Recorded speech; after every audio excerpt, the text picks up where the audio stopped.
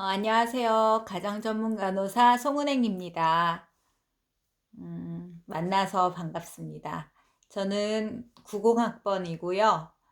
15년 전쯤에 가정전문간호사 자격을 취득하였고, 3년 전부터 가정전문간호사로 일하고 있습니다. 우선 그토록 입학하기 어렵다고 하는 가정전문간호사 석사 과정에 당당히 입성하신 여러분들을 축복합니다. 대면 수업이었다고 하면 조금 더 질의응답이나 PPT 자료 등을 통하여서 조금 더 알아듣기 쉽게 접근할 수 있었을 텐데 무엇을 가장 궁금해 하실지 잘 모르고 수업을 진행하다 보니 좀 아쉽습니다. 하지만 제가 알고 있는 범위, 그리고 또 제가 경험을 통해서 알아본 그것을 통하여서 여러분들에게 짧은 시간이지만 설명해 보도록 하겠습니다. 우선 제가 몸담고 있는 가정간호센터는 의료법인으로 요양원과 혈액투석실, 그리고 피부 미용 등의 외래 진료가 주로 이루어지고 있는 작은 규모의 의원입니다. 유병장수 시대에 발맞추어서 3년 전에 가정간호센터를 개설하였고 2명의 가정전문간호사로 시작하여서 지금은 6명의 가정전문간호사가 일하고 있습니다.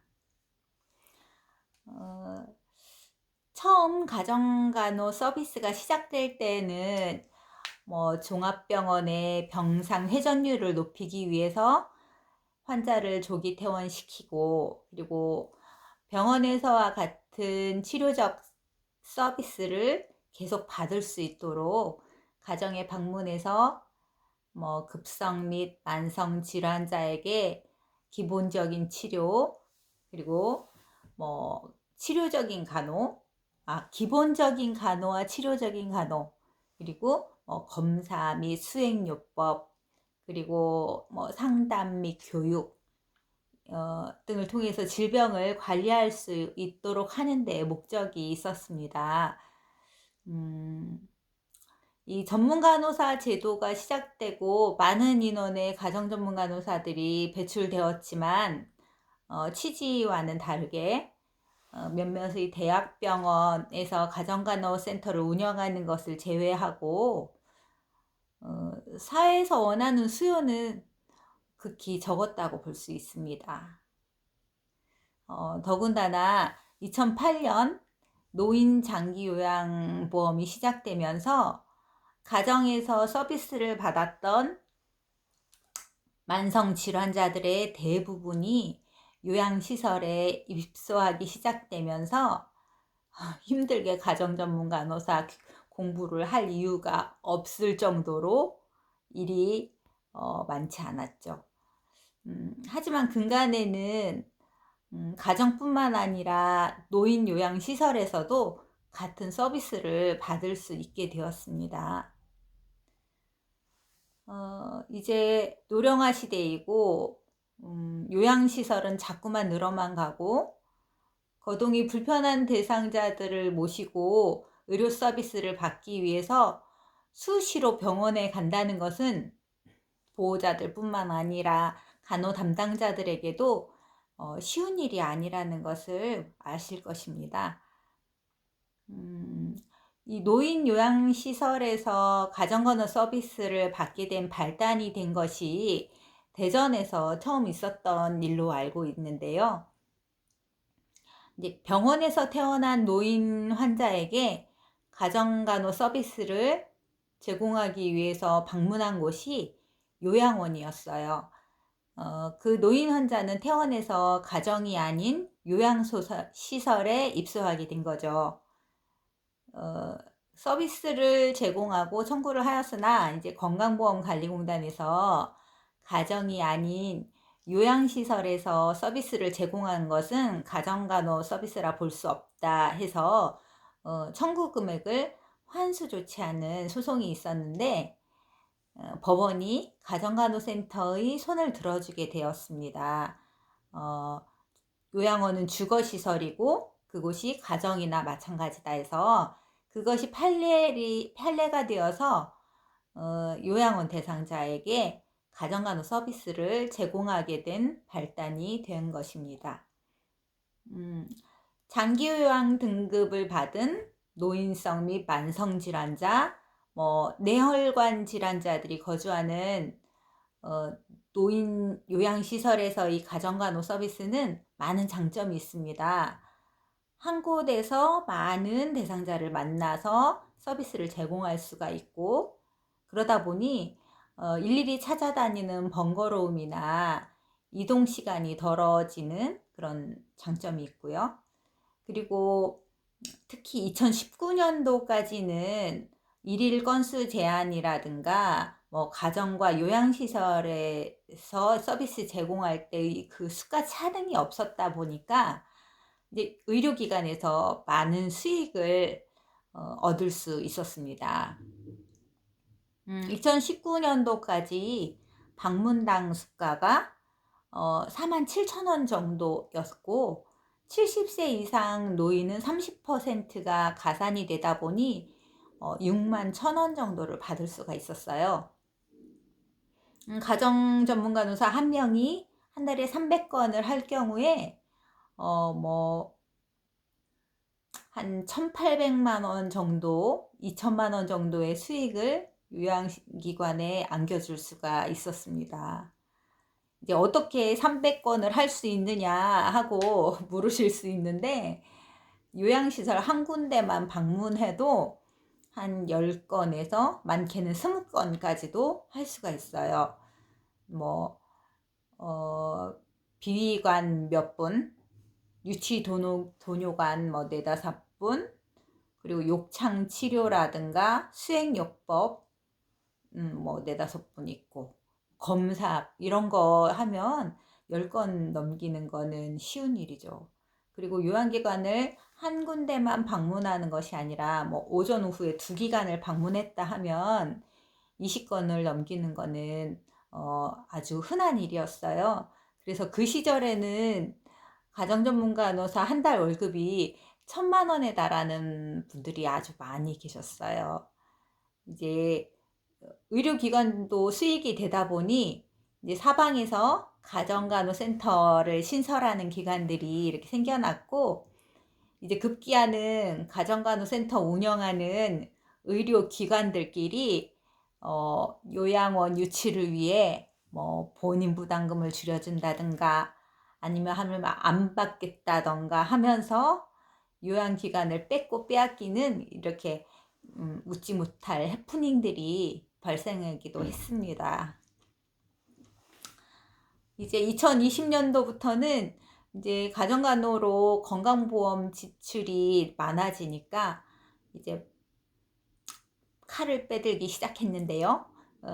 방문 일당 7건 이라는 건수 제한과 요양원과 가정간호의 수가 차등이 시작이 되었습니다.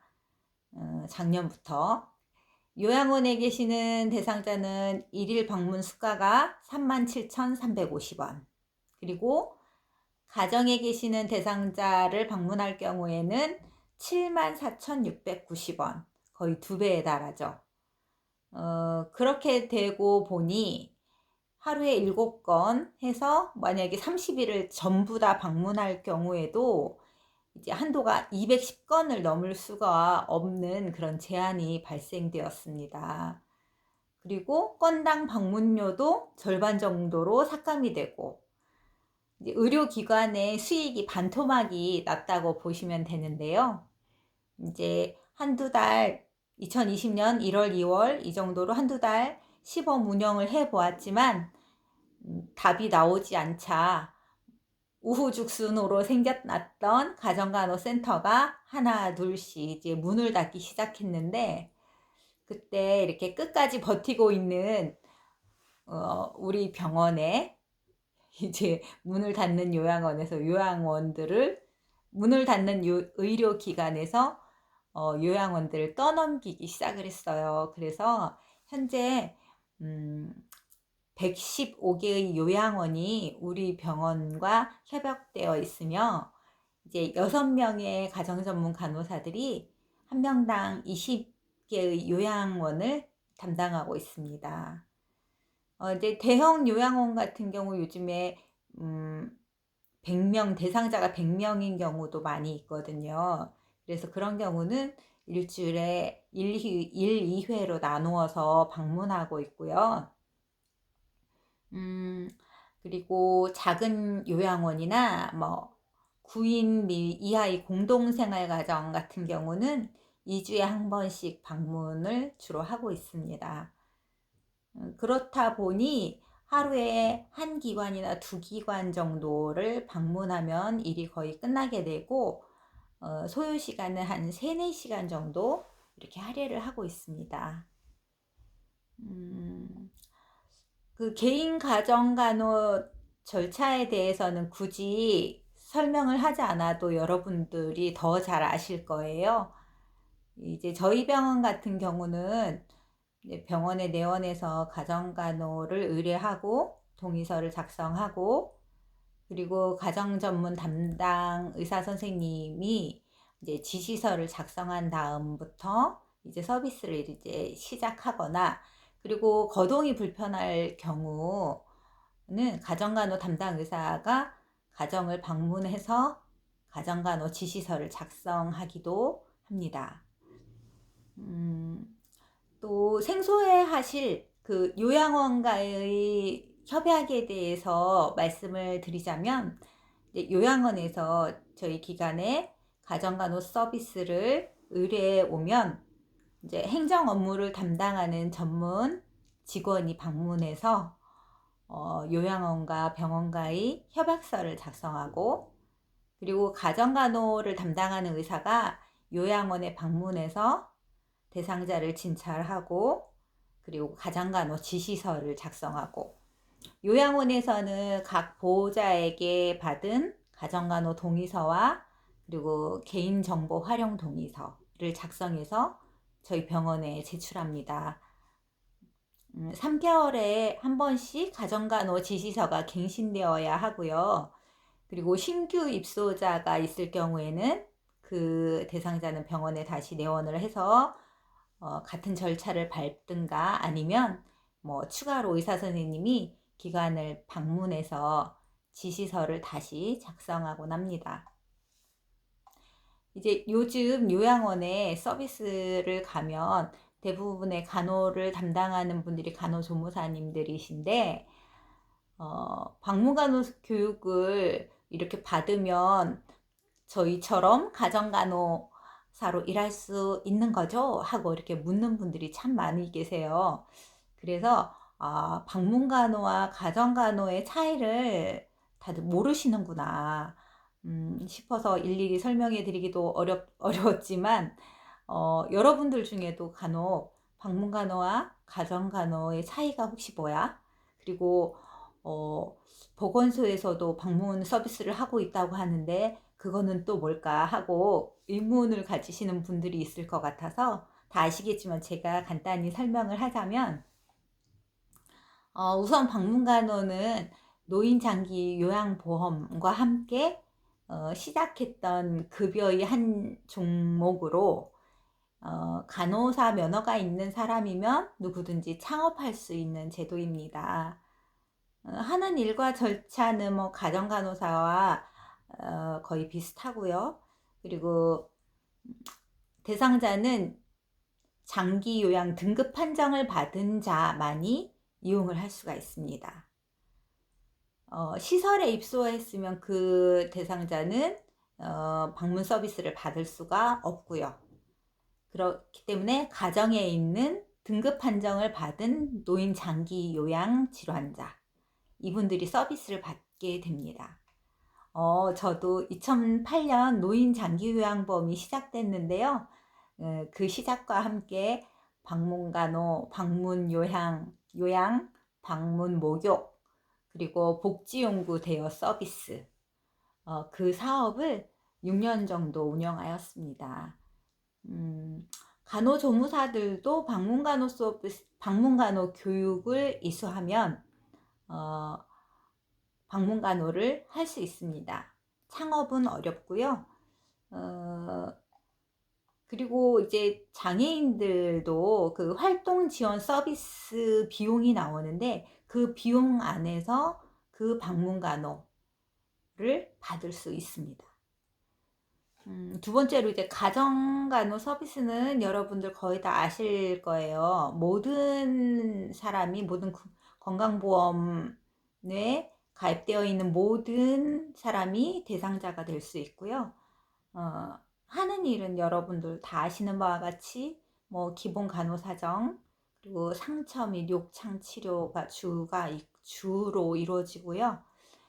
그리고 카테터 교체, 그리고 말기 암 환자의 통증 완화 등이 가장 많습니다. 보건소에서 이루어지고 있는 그 찾아가는 보건 서비스에는 의료급여 대상자 중에서 만성질환자를 중심으로 서비스가 이루어지고 있는데요. 제가 알고 있기로 현재는 코로나19 여파로 그 사업에 여력이 없는 것으로 알고 있습니다. 자, 그러면 그 차이를 대충 아시겠죠? 방문간호는 노인장기요양법에 의거하고 대상자는 모든 국민이 아니라 노인장기요양 등급 판정을 받은 자여야만 한다. 그리고 가정간호 서비스는 건강보험에 적용되는 모든 국민이 대상자가 될 수 있다. 그리고 뭐 보건소에서 운영하는 그 찾아가는 서비스는 의료급여 대상자 중 만성질환자들이 그 대상자가 된다고 다시 한번 이렇게 설명드렸습니다. 이제 2020년도 작년부터 가정간호 사업이 사실 많은 어려움을 겪게 되었어요. 이제 가정간호 사업비로 많은 건강보험료가 지출이 되니 이제 건강보험관리공단에서 이제 제한을 하기 시작을 했는데 일일당 건수 제한이 있었어요. 그래서 그전에는 무제한으로 청구를 할 수 있었다면 이제 일일당 7건으로 제한이 되었고요. 그리고 요양원과 이제 가정에 방문했을 경우에 그 수가가 차등을 두게 되었는데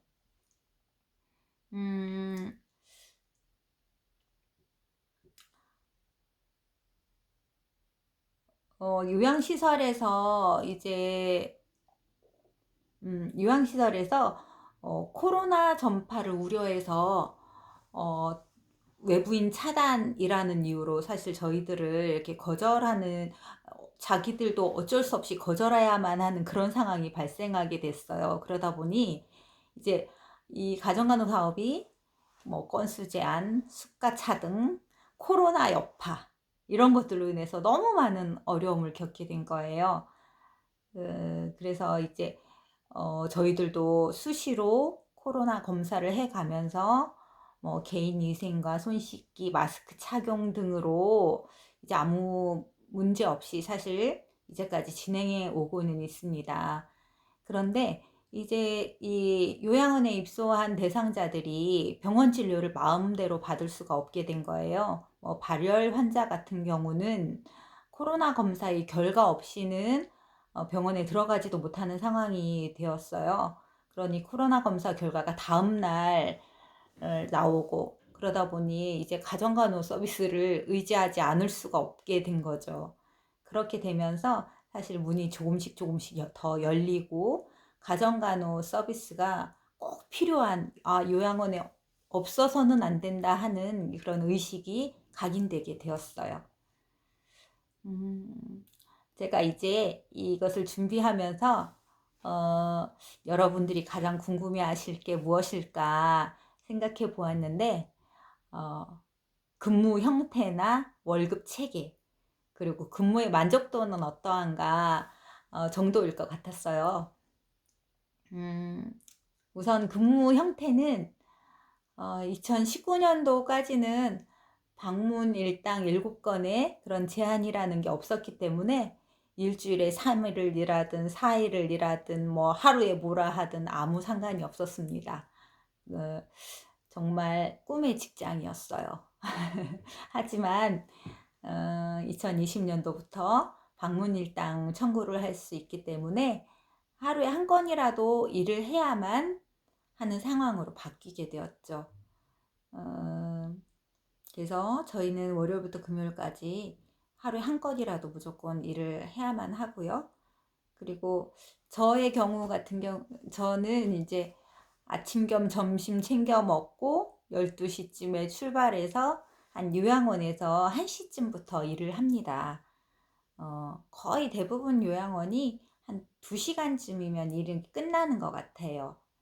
한 일주일에 3일쯤은 두 곳을 다니고 한 이틀은 한 곳을 다니고 있습니다. 그것도 참 감사하죠. 꿈의 직장 맞아요. 종업병원에서 운영하는 가정간호센터의 경우에는 9시에 출근해서 일이 많지 않아도 무조건 6시에 퇴근하는 형태일 텐데요. 저희는 재택근무 형태로 보시면 좋을 것 같아요. 한 달에 한 번씩 있는 원예회가 첫 주 화요일 오후 5시에 있는데 그때만 의무 참석이고요. 나머지는 이제 자유롭게 시간이 될 때 아니면 지나가는 길에 병원에 방문해서 이제 물품 챙기고 그리고 또 뭐 이렇게 정보도 얻고 이렇게 하고 있습니다. 그리고 1년에 15일의 연월차가 발생하고 있고요. 병원에서는 연월차 쓰지 않고 돈으로 받는 것을 더 좋아해요. 왜냐하면 청구 금액이 연월차 보상 비용보다 훨씬 많기 때문이죠. 휴일에 콜이 발생할 경우가 간혹 있어요. 비관이 이제 빠졌다든가 유치 돈혈관이 빠졌다든가 여러 가지 환자 컨디션이 너무 안 좋아서 수액이 필요하다든가 이런 경우가 있는데 방문할 경우에 일당 건수, 일일당 건수 7건을 청구할 수가 있기 때문에 병원에서는 정말 환영이죠. 그래서 저희들 휴일 근무를 해서 하루 한 건, 휴일에 한 건이라도 근무를 하게 되면 병원에서 저희들한테 수당을 지급해주고 있어요. 15만 원 이렇게 아주 좋습니다. L투브 빠진 경우 환영이에요. 그래서 그래서 뭐 한 달에 휴일이 8, 9번 있는데 그 중에서 절반 정도는 저희가 서비스를 나가고 있는 것 같아요. 그러면 저희도 참 감사한 일이고요. 그리고 또 그 요양 시설에서도 너무 감사하죠. 어르신을 모시고 응급실에 가야 하는 그런 불편함을 저희가 대신 덜어드린 거기 때문에 너무 고마워하고 있어요. 어, 급여 되게 궁금하시죠? 이제 그냥 솔직하게 저는 그냥 말씀드릴게요. 저희 같은 경우는 모든 간호사에게 연봉이 5,400만 원이 책정되어서 지급되고 있습니다. 약간 지급 방식의 차이는 있어요. 이제 저희는 법인 의료기관이고 그리고 그러다 보니 이제 뭐 자동차에 관련된 모든 것이라든가 뭐 식사 뭐 이런 것을 쓸 수 있도록 100만 원의 한도를 쓸 수 있는 카드가 지급이 돼요. 그리고 월 300만 원은 세금을 제외하고 통장으로 지급되고 있고요. 나머지 이제 월 450 중에 50만 원은 저희들이 쓸 수 있는 차를 렌탈해주고 있습니다. 그래서 그것에 좀 만족하고 있고요. 그리고 이렇게 휴일에 발생하는 그런 응급 상황에 대처할 경우에 또 나오는 수당이 있고 그렇기 때문에 이 일이 많이 힘들지 않고 그리고 또 그거에 대한 처우도 제법 저는 마음에 들고 있어요. 이제 질병과 함께 이제 노년의 그 삶이 참 길어지는데요. 노년을 보내고 계시는 대상자들이나 그리고 항암 치료 중이거나 말기 암 환자들에게는 기독교인인 저에게 그리스도의 사랑을 전할 수 있는 저로의 기회가 된 것 같아서 저는 이 일을 무지하게 감사해하고 일하고 있습니다. 항상 업무에 만족감을 느끼고요. 그들을 보면서 나도 노년을 설계할 수 있는 기회가 되어서 참 의미가 있고요. 앞으로 이 가정 전문 간호사는 노령한 시대에 발맞추어서 더욱 확대될 것이고 그 필요성이 절실하게 될 것이라고 저는 생각합니다. 여러분들도 부디 이 거룩하고 감동적인 일에 용감히 도전하시길 축복하며 기도드립니다. 이상 저의 어리숙한 강의를 경청해 주셔서 너무 감사합니다. 만나고 싶습니다. 이상입니다.